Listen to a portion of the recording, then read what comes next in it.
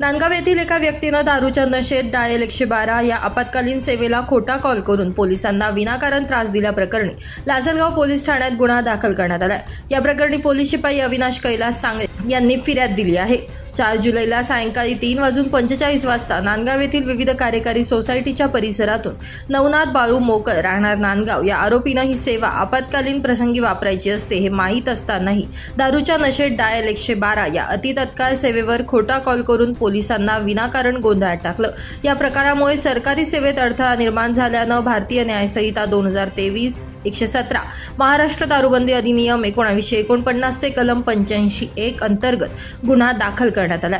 सहाय्यक पोलीस निरीक्षक भास्करराव शिंदे यांच्या मार्गदर्शनाखाली पोलीस हवालदार बाळासाहेब कांदळकर पुढील तपास करतायत। दरम्यान पोलीस खात्याकडून डायल 112 ही आणीबाणीच्या प्रसंगी तात्काळ सेवा असून खरोखर गरज पडल्यास नागरिकांनी याचा वापर करावा, मात्र तिचा गैरवापर केल्यास कायदेशीर कारवाई होऊ शकते। यामुळे कुणीही असं गैरवर्तन करू नये असं आवाहन सहाय्यक पोलीस निरीक्षक भास्करराव शिंदे यांच्याकडून करण्यात आलं आहे।